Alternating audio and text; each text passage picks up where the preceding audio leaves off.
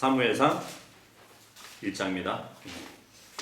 우리가 사무엘상에 등장했던 한나를 봤죠. 이 한나는 엘카나와 결혼했지만 오랫동안 아이를 출산하지 못했어요. 거기다가 남편의 또 다른 아내가 있었죠. 푸닌나. 이 푸닌나의 출산으로 인해 가지고 한나는 몹시도 정신적인 고통을 당했었어요.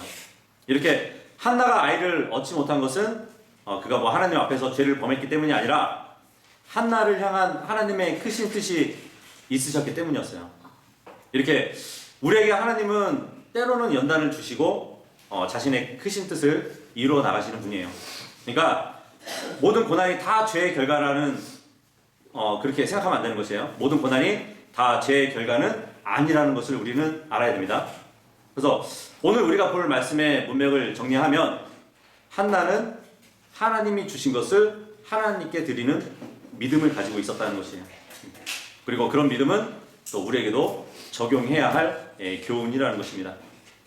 이 사무엘상 1장은 한 여인의 눈물로 시작이 되었어요. 그죠? 아들이 없는 고통이 있었고요.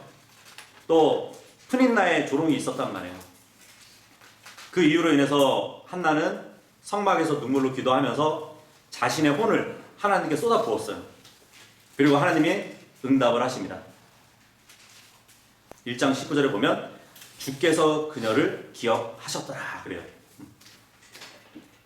정말 이 이야기의 진짜 시험은 기도 응답 이후에 시작이 돼요. 사실 많은 사람은 하나님께 이렇게 기도를 하죠. 주님, 이것만 이뤄주시면 제가 주님을 위해서 살겠다고. 하지만 주님이 응답하신 후에 그 약속을 지키는 사람은 많지 않아요. 그래서 오늘 본문은 약속을 지킨 믿음의 이야기라고 보시면 됩니다. 그래서 우리가 이렇게 나누어서 볼 것인데, 첫 번째는 이제 하나님은 기도를 기억하시고 응답하시는 분이라는 것을 19절하고 20절에 말씀해 주십니다. 다 피셨으면 함께 읽겠습니다. 시작. 이윽고 그들이 아침에 일찍 일어나 주 앞에 경배하고 되돌아가서 라마의에 있는 그들의 집에 이르렀더라. 그리고 나서 엘카나가 그의 아내인 한나를 알았더라. 그리고 주께서 그녀를 기억하셨더라.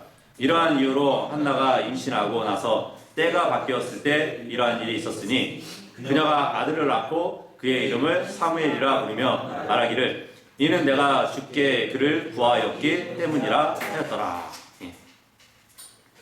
우리가 지난 시간에 봤듯이 한 여인의 고통 속에서 하나님의 역사가 시작된다는 것을 나눴었어요.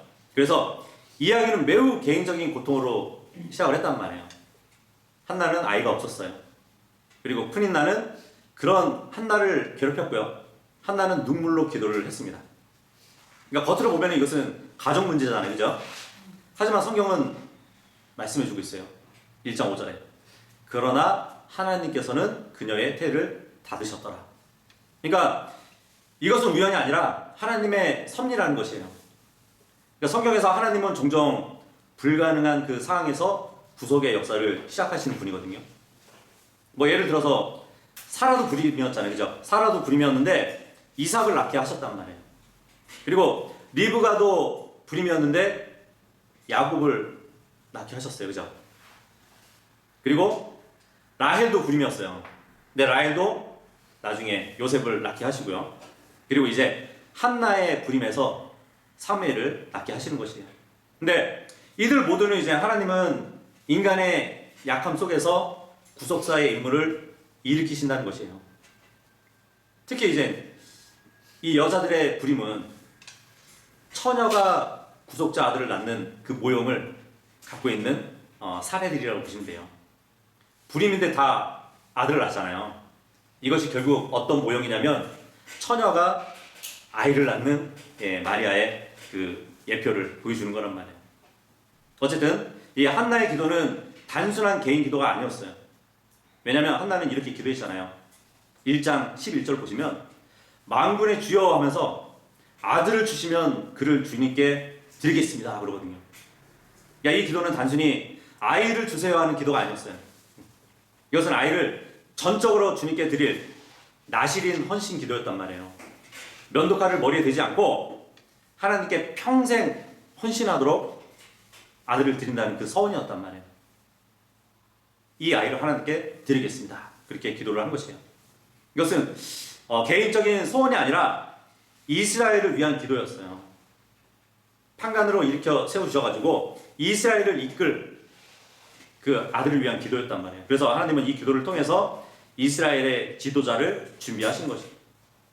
이 사무엘은 사사 시대를 끝내는 인물이라고 말씀드렸습니다. 그래서 사무엘은 단순한 아들이 아니에요. 이 사무엘은 예언자이기도 하고요, 제사장이기도 하고요, 마지막 판관이었어요. 왕이 없을 때는 이 판관이 왕의 노릇을 했었거든요. 자, 그렇다면 예언자, 제사장, 왕, 이 세 가지를 동시에 갖고 있는 인물이 누구죠? 예수 그리스도잖아요. 예, 예수 그리스도를 또 예표하는 인물이라고 볼 수 있겠죠. 어쨌든 사사 시대의 마지막 판관이었습니다. 이 당시 이스라엘의 영적 상태는 매우 어두웠어요. 그래서 사사기의 마지막 구절이 어떻게 끝나죠?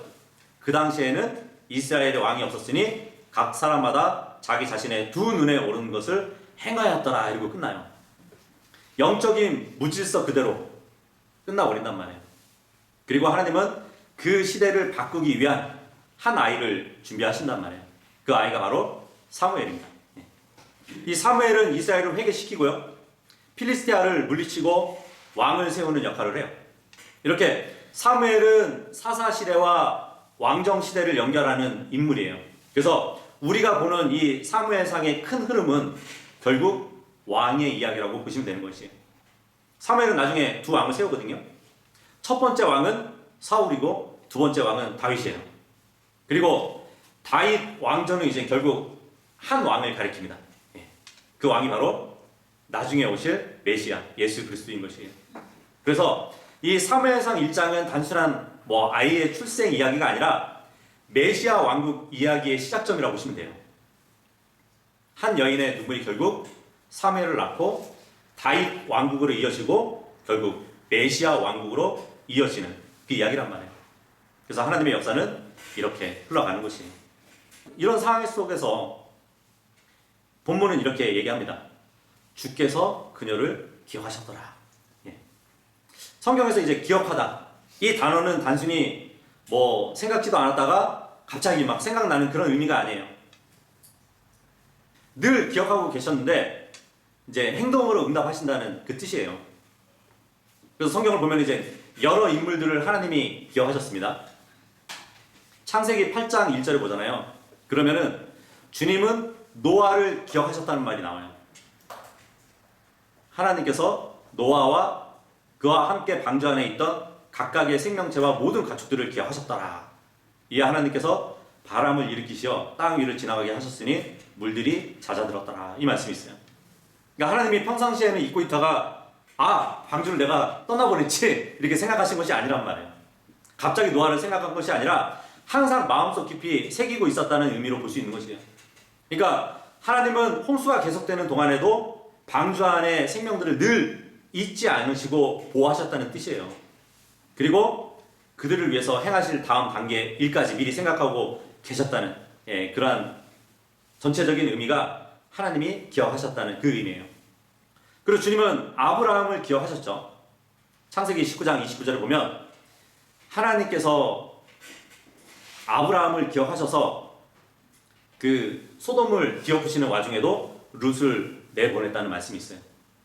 그러니까 소돔과 고모라가 멸망하긴 했지만 아브라함의 간구가 있었잖아요. 그 롯을 위한 중보가 있었단 말이에요. 근데 그 간구가 결코 헛되지 않았다는 것을 보여주는 것이 바로 하나님이 아브라함을 기억하셨다는 얘기예요. 그러니까 하나님은 진노의 심판 중에서도 아브라함의 간절한 중보에 의해서 롯을 구원해 주셨기 때문이에요. 이렇게 의인의 간구는 역사하는 힘이 큰 거예요. 왜냐하면 하나님은 그런 의인의 기도를 기억하시기 때문에. 자, 그리고 주님은 라헬을 기억하셨습니다. 창세기 30장 22절에 보면 하나님께서 라헬을 기억하셨으니 하나님께서 그녀에게 경청하시어 그녀의 태를 열어주셨더라 그래요. 아이를 낳지 못했던 라헬이 남편 야곱에게 막 졸라댔었잖아요. 아들을 달라고 막. 근데 결국 자신의 문제를 주님께 직접 가져갔고요. 기도했을 때 주님이 라헬의 간구를 들으셔가지고 정말 조급하고 불신 가운데 있었던 이 라헬의 마음을 바꿔주시고 믿음으로 아이를 얻을 수 있도록 주님이 응답해 주신 거예요. 그와 같이 지금 한나를 주님이 기억하셨다는 것이에요. 그 기억하신 결과가 뭐냐면 그녀가 아들을 낳고 그의 이름을 사무엘이라고 불렀다고 합니다. 이 사무엘이라는 이름에는 아름다운 의미가 담겨져 있어요. 하나님께서 들으셨다라는 의미가 있어요. 그러니까 눈물로 기도하면서 기도했던 그 기도를 하나님이 들으셨다는 거잖아요. 그죠? 사무엘의 이름 자체가 기도의 응답이라는 증거예요. 그래서 한나가 이제 아들의 이름을 부를 때마다 기억할 거 아니에요. 하나님의 응답으로 받은 아들이라는 것을. 그죠? 이렇게 사무엘은 이제 주님께 드린 한나의 간청에 대한 기념물이고요. 그리고 한나의 서원을 상기시키는 이름을 가지고 있었어요. 그러니까 하나님의 허락하에 대한 인정을 의미했단 말이에요.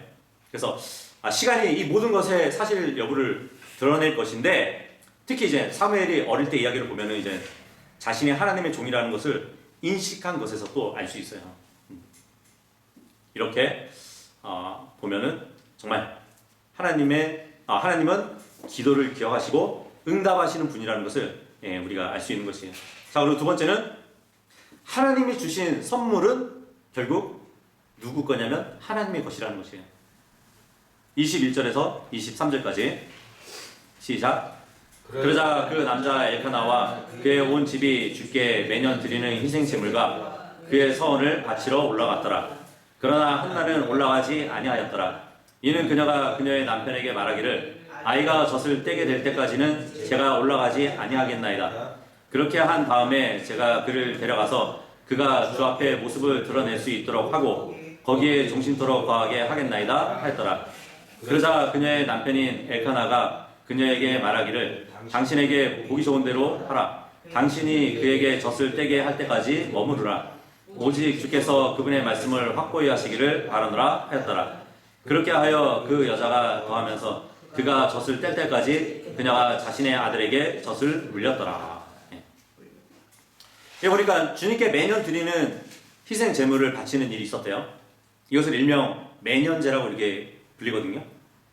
이 일은 이제 이스라엘 민족이 해마다 한 해를 마무리하면서 계속 지켜왔던 희생 제사의 일종이라고 보시면 돼요. 가족 전부가 이렇게 참여했었고요. 그리고 각종 화평 제물들과 한 해 그 소산물 중에서 가장 좋은 것. 그리고 주님의 성소에 바칠 11조 등을 가지고 와가지고 성소로 올라갔었어요.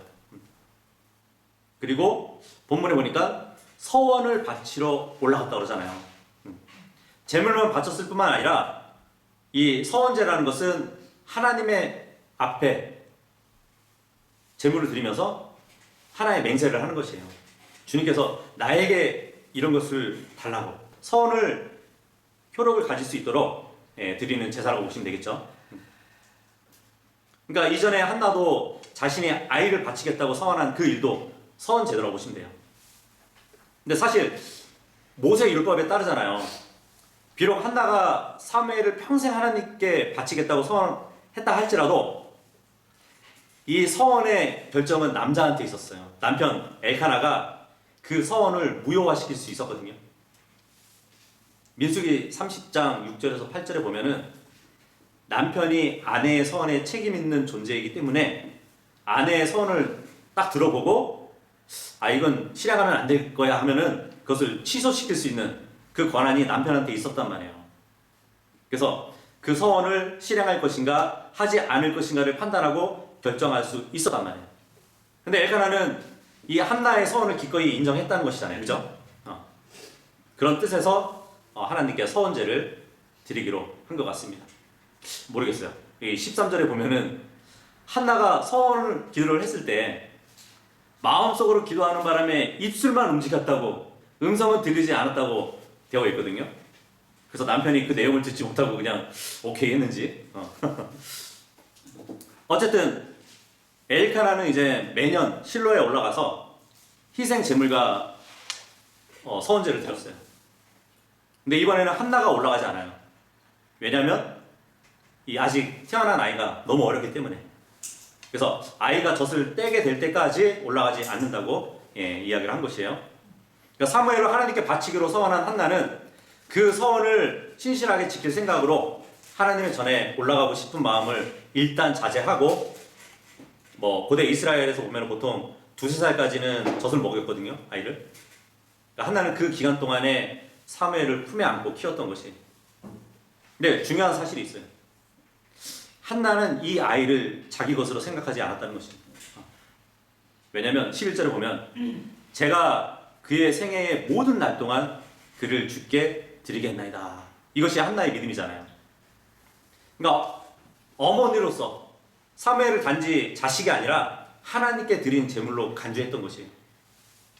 그러니까 한나는 사무엘을 젖먹이부터 하나님을 위해 훈련하려고 노력을 했을 겁니다. 갓난 아기 때부터 이 사무엘의 생각이 주 하나님을 향하도록 늘 지도했을 것 같아요. 그래서 자신에게 위탁된 것을 온전히 이루기 위해서 사무엘이 젖을 뗄 때까지 실로를 방문하지 않았던 것 같아요. 그래서 이스라엘에서 어머니의 영향력은 대단한 것 같아요. 뭐 모세의 어머니를 생각해봐요. 모세의 어머니 요게벳처럼 믿음으로 자식을 숨겼었잖아요. 그죠? 히브리서에 보면은 결국 주님께 아이를 맡겼더니 그 아이가 왕궁에 들어가게 되고요. 근데 자기 아이를 자기 손으로 키울 수 있는 그런 복을 또 받게 되잖아요. 그죠? 유모로 그 왕궁에 들어가잖아요. 하나님의 종으로 키운 어머니로서 정말 이 어머니의 시간은 값으로 셀 수 없는 것이. 오늘 우리가 보는 이 한나도 이 땅에서의 평생을 위해서 일하기 시작된 것이잖아요. 그죠? 한 인간의 혼에 하나님의 형상을 새기는 그 일을 어머니로서 책임지고 했던 것이에요. 예수님의 육신의 어머니 마리아도 마찬가지죠. 뭐 요게벳의 믿음이나 사무엘이 태어날 때 한나가 가졌던 헌신과 같이 마리아도 누가복음 1장 38절에 이 천사의 기별을 듣고 뭐라고 그러죠? 주의 몸종이라고 자기가 당신의 말씀대로 그것이 제게 있기를 바라노라 하면서 응답했잖아요. 그때 느꼈던 그 엄숙한 책임감을 우리는 한번 정말 묵상해 봐야 되는 것이에요. 물론 어머니의 가장 진지한 배려가 있다 하더라도 여전히 아이는 인생에서 스스로 선택을 해야 돼요. 그죠? 예를 들면 삼손의 경우가 그렇잖아요. 그러니까 삼손도 자신을 섬겼던 오랜 시간이 지나서야 자신의 생애를 전적으로 이끄신 하나님께 드리는 것을 보게 되잖아요. 마지막 죽기 전에 하나님께 드리잖아요. 그와 같이 이 헌신이라는 것은 물론 어머니의 뒷받침이 있어야겠지만 그 아이의 인생에서는 스스로 선택을 해야 된다는 것이에요. 그러니까 어머니는 나시린으로 이렇게 삼손을 드렸지만 삼손은 하나님께 자신을 드리지 않다가 마지막에 한번 딱 드렸는데도 불구하고 히브리서 11장에 보면은 믿음의 영웅으로 기록되어 있는 것을 볼 수 있어요.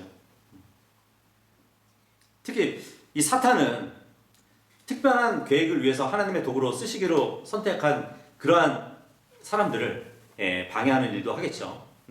그 미혹하는 일을 쉬지 않을 겁니다. 어쨌든 한나는 하나님이 주신 선물을 하나님께 다시 드리겠다는 그 결단을 가져요. 이 사무엘은 레인이잖아요. 그렇기 때문에 당연히 성소에서 봉사를 할 수 있었어요. 근데 일반적 원리로 생각한다면 민수기 4장 30절에 보면은 사무엘이 봉사할 수 있는 기간은 30세에서 50세까지예요. 근데 어머니 한나의 서원에 따라서 사무엘은 평생 하나님 앞에서 봉사할 수 있게 되었던 것이에요. 근데 엘카나도 그것을 존중한다고 합니다. 당신에게 보기 좋은 대로 행하라고. 그죠? 그러면서 한마디 더 붙여요. 오직 주께서 그분의 말씀을 확고히 하시기를 바란다고. 다시 말하면 지금 엘카나는 이렇게 얘기하는 것이에요. 하나님이 하신 그 일을 하나님이 이룰 것이라고 그렇게 이야기를 하고 있는 것이에요. 그래서 하나님이 주신 선물은 하나님이 것이기 때문에 다시 드리게 되는 것이에요. 자, 그리고 세 번째는 하나님께 드리는 헌신은 희생을 포함한다는 것이에요. 24절 25절 시작. 그리고 그녀가 그에게 젖을 떼게 하였을 때 그녀는 그를 자신과 함께 데리고 올라갔으니 숫송아지들 3마리와 고운 곡물 가루 1에파와 포도즙 한 부대를 가지고 실로에 있는 주의 집으로 그를 데려갔는데 그 아이가 어렸더라. 그런즉 그들이 숫송아지 1마리를 도살하고 엘리에게 그 아이를 데려갔더라. 예. 드디어 젖을 떼게 되었을 때 한나는 이제 사무엘을 데리고 실로로 올라갑니다. 그때 그녀는 재물을 가지고 올라가요. 숫송아지들 3마리, 그리고 고운 가루 1에파, 그리고 포도주 1부대를 이렇게 들고 가는데 결코 작은 재물이 아니죠. 상당히 큰 헌신이에요. 왜냐하면 이것은 단순한 감사 제사가 아니라 서원의 성취를 위한 제사이기 때문이에요. 근데 이 본문을 보면 70인역이나 일부 변개된 성경들을 보면은 숫송아지 3마리를 3년 된 숫소로 이렇게 바꿔버렸어요. 이 3년 된 숫소는 잘못된 번역이거든요. 왜냐하면 25절의 기록은 단순히 아이를 위해서 사용된 제물이 숫소 1마리를 의미하기 때문이에요. 그죠? 3년 된 숫소 해버리면 그냥 아이를 위해서 1마리 드리는 정도밖에 안 되잖아요. 지금 실로에 온 것은 엘카나가 가족들과 함께 매년 드리는 매년제 제물을 바치는 날이었단 말이에요. 그 제물과 서원제 제물을 같이 가져가기 때문에 1마리에 서로 볼 수 없다는 것이에요. 자, 그리고 지금 가루의 양을 보니까 1에파가 나오죠. 그죠? 이 에파라는 말은 구약시대 고체 부피를 측정하는 단위예요. 그래서 이 1에파는 약 23리터 가량이거든요. 근데 민수기 15장 8절에서 10절까지 보면은 1마리의 숫소를 주님께 번제로 바칠 경우에는 밀가루 1에파에 10분의 3이 필요한 규정이 있어요. 자, 계산을 잘 해보세요. 주님께 숫소 1마리를 제물로 바칠 때 밀가루 1에파 중에 10분의 3을 바쳐야 된단 말이에요. 쉽게 얘기하면 3분의 1 정도, 그죠? 그렇다면은 당연히 3번 나눠서 바칠 그 양의 가루를 가져간 이유가 있겠죠. 소가 3마리였기 때문이에요. 그렇지 않나요? 그래서 3년 된 숫송아지가 아니라 숫송아지 3마리를 데리고 제사를 드렸던 것이에요. 그렇게 이해하시면 되겠죠. 자, 이렇게 이제 하나님께 드리는 헌신은 희생을 포함한다는 것이에요. 희생제를 또 드리고, 그리고 네 번째는 이제 진짜 믿음은 약속을 지킨다는 것이잖아요. 그래서 26절하고 28절, 26절에서 28절 읽겠습니다. 시작. 그때 그녀가 이같이 말하였더라. 오 나의 주여, 당신의 혼을 살아계심을 두고 맹세하노니 나의 주여, 저는 당신 곁에서 주께 기도하며 여기에 서 있던 여자니이다. 이는 제가 이 아이를 위하여 기도하였기 때문이다. 그런데 주께서 제가 그분께 구하였던 저의 청원을 저에게 주셨나이다. 그러므로 저도 주께 그를 빌려드렸나이다. 그가 살아있는 한 그가 주께 빌려드린 자가 되리이다. 그런즉 그가 거기에서 주를 경배하였더라.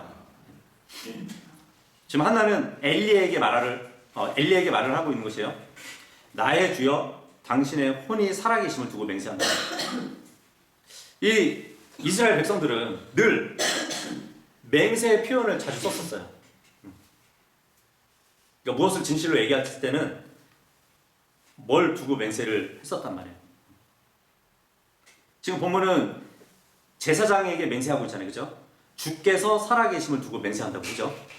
그리고 사무엘하 14장 19절에 보면은 내 주 왕이여, 당신의 혼이 살아계심을 두고 맹세하노니 그래요.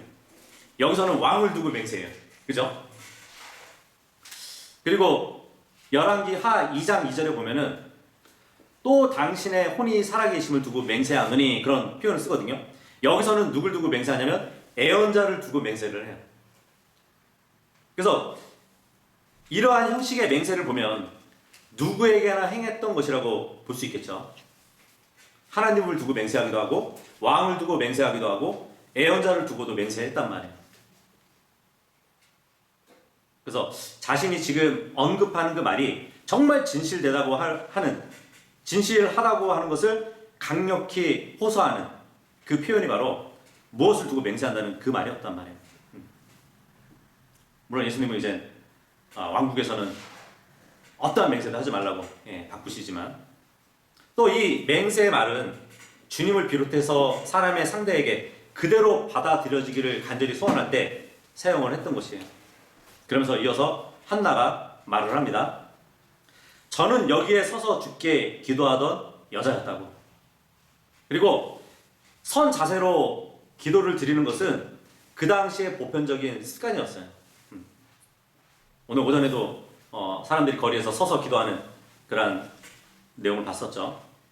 근데 헌신을 깊이 다짐할 때나 진실한 기도를 드릴 때에는 종종 무릎을 꿇거나 몸을 땅에 엎드려 기도를 하기도 했었어요. 근데 여기서 한나의 이 말은 반드시 그녀가 선 자세로 기도를 드렸다는 것을 의미하지는 않을 거예요. 다만 제사장이 보던 그 앞에서 열심히 기도를 드렸다는 그 사실, 그 자체를 언급하는 말로 볼 수 있습니다. 그러니까 한나는 과거의 기도를 기억하고 있는 것이에요. 그리고 이렇게 말을 합니다. 제가 이 아이를 위하여 기도했었다고. 근데 그 다음 말이 더 놀라워요. 주님께서 제 청원을 주셨다고. 그래서 한나는 이렇게 얘기합니다. 그러므로 저도 주께 그를 빌려드립니다. 그래요. 근데 여기서 표현이 좀 이상하죠? 빌려드린대요. 어떻게 보면은 이 한나가 처음 서원에는 주님께 드리겠다고 해놓고서 이제 와서 드리긴 아깝고 대신 빌려드린다는 말과 같잖아요. 그죠? 근데 여기서 빌려드리다는 이 표현은 이 말이에요. 한나 자신이 사무엘의 어머니로서의 권리가 있지만 드린다는 표현이에요. 그러니까 주님이 아들을 주셨으니까 당연히 그 아들의 소유권은 어머니에게 있겠죠. 왜냐하면 이 아이를 주시는 게 하나님이 주시는 보상이라고 성경에 나와 있잖아요. 그래서 주님이 주신 아들의 보상은 비록 나의 소유권이 될 수 있지만 주님의 일을 위해서 헌신할 수 있도록 드린다는 말이에요. 그리고 마지막에 이렇게 얘기합니다. 그가 살아있는 한 주께 빌려드린 자가 되리이다. 그러니까 사무엘은 이제 하나님의 집에서 평생 살게 돼요. 한나는 사무엘이 젖을 떼자 즉시 하나님의 성전에 데리고 갔어요. 이렇게 어려서부터 성전에서 신학으로 교육받은 이 사무엘은 평생 동안 하나님 앞에서 정말 훌륭한 사역자로 봉사하게 됩니다. 그리고 이 성경 역사에서 사무엘만큼 정말 허물없이 하나님을 섬긴 자도 없어요. 정말 어려서부터 신앙 교육은 이렇게도 중요한 것이에요. 그래서 자녀들을 어려서부터 믿음 가운데 양육시켜야 하는 이유가 여기 있는 것이에요. 사무엘이 위대한 이스라엘의 지도자가 된 것은 정말 그 어머니 한나의 믿음과 순종 때문이었다고 또 볼 수 있겠죠. 정말 믿음의 어머니 아래서 그릇된 자녀가 양육되지 않는다는 사실을 깨달아야 될 것이에요. 생각해 보세요. 한나는 오랫동안 아이를 원했었어요. 그죠? 그런데 그 아이를 얻자마자 다시 하나님께 드린단 말이에요. 이것이 바로 참된 헌신이라고 볼 수 있겠죠. 그래서 이 본문을 보면 우리에게 중요한 질문을 던진다고 볼 수 있어요. 하나님이 우리에게 주신 것들이 무엇이 있는지 있죠. 우리에게 생명을 주셨죠. 가족도 주셨죠. 재능, 시간, 물질, 하나하나 생각해 보세요. 우리 인생을 가만히 들여다보면 우리가 스스로 만든 것은 거의 없어요. 그죠? 대부분은 받은 것이에요. 그리고 그 모든 것의 출처를 보면은 하나님이에요. 그래서 고린도전서 4장 7절에 네게 있는 것 가운데 받지 아니한 것이 무엇이냐고 그렇게 기록을 합니다. 하나님은 우리에게 생명을 주셨잖아요. 그래서 우리가 오늘 숨을 쉬고 있다는 것, 아침에 눈을 떴다는 것, 심장이 계속 뛰고 있다는 것, 이것은 너무 당연해 보이지만 사실 기적과 같은 선물이에요. 사도행전 17장 28절에도 그런 말씀을 하잖아요. 이는 그분 안에서 우리가 살고 움직이며 우리가 존재하기 때문이라고. 생명은 내가 만든 것이 아니에요. 하나님이 주신 선물이란 말이에요. 그래서 신앙의 출발점은 이것이에요. 주님, 제 생명은 제 것이 아닙니다. 그죠? 또 하나님은 우리에게 가족을 주셨어요. 우리는 어떤 가정에서 태어날지 선택하지 못했단 말이에요. 부모나 배우자나 자녀나 형제나. 근데 이 모든 관계는 하나님이 허락하신 선물이란 말이에요. 뭐 때로는 가족이 기쁨이 되기도 하고 때로는 부담이 되기도 하지만 성경은 말씀합니다. 시편 127편 3절에 보면 자식들은 주의 상속 재산이요 태의 열매는 그분의 보상입니다. 네. 그러니까 가족은 우연히 생긴 공동체가 아니라 하나님이 맡기신 관계라는 것이에요. 그래서 우리는 가족을 통해서 사랑을 배우고 용서를 배우고 또 헌신을 배우는 것이에요. 또 하나님은 우리에게 은사를 주셨죠. 사람마다 다 다를 것이에요. 어떤 사람은 가르치고 또 어떤 사람은 섬기기도 하고 어떤 사람은 다른 사람의 상처를 치유하는 은사가 있고요. 어떤 사람은 지혜를 가지고 교회에서 리더십을 보이기도 합니다.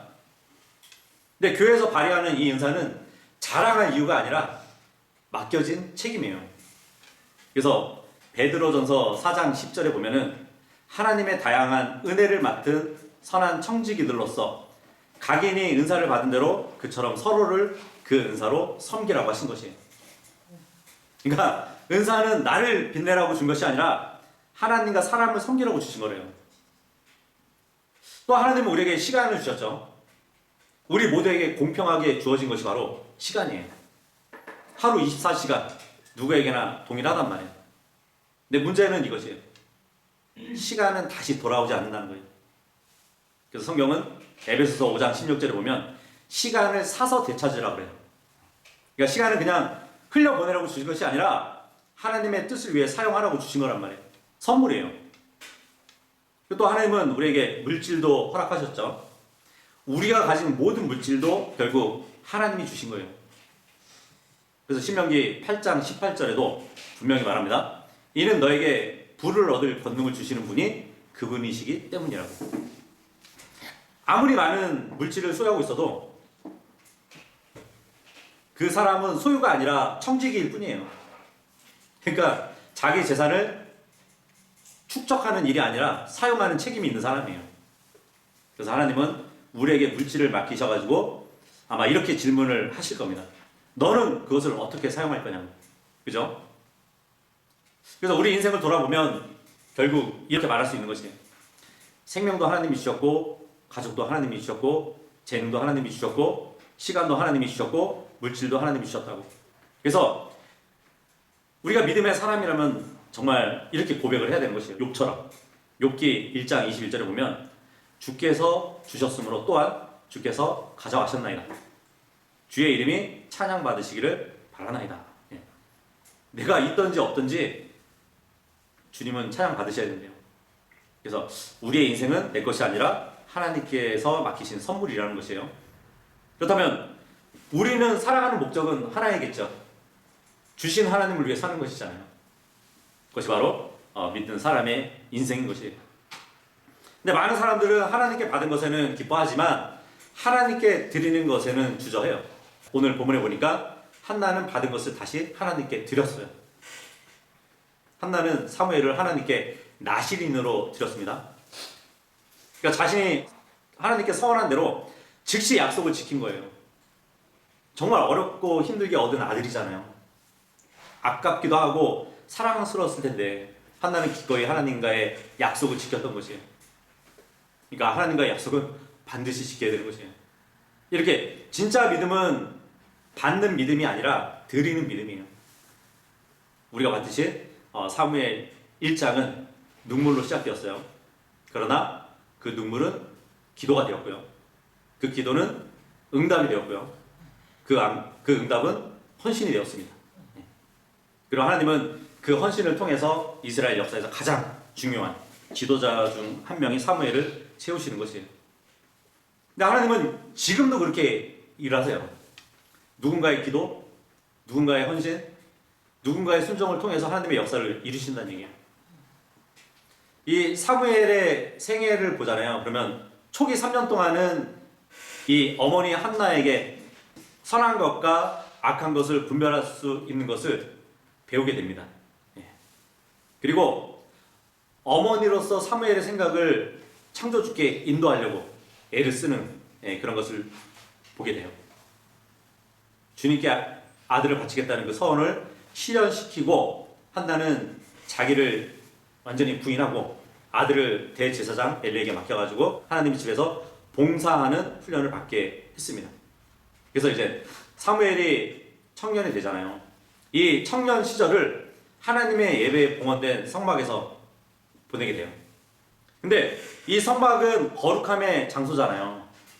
근데 엘리의 아들들은 하나님을 두려워하지 않았고요. 그들의 아버지를 존경하지도 않았어요. 그런 이유로 이 사무엘은 이 엘리의 아들들과 사귀려 하지 않았고요. 그들의 길을 따르지도 않았어요.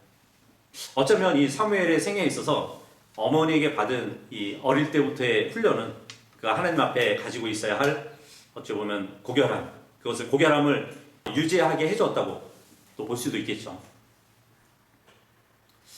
신약의 디모데도 그렇잖아요. 할머니와 어머니에게 신앙의 영향을 받았듯이 정말 아이들의 교육에 있어서 어머니도 아버지만큼의 비중이 있다는 것을 명심해야 될 것 같습니다.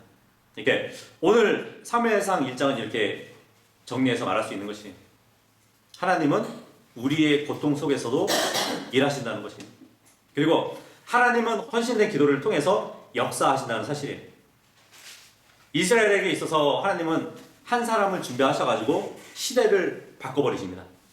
그리고 그 모든 역사는 결국 메시아 왕국을 향해 나아가게 돼요.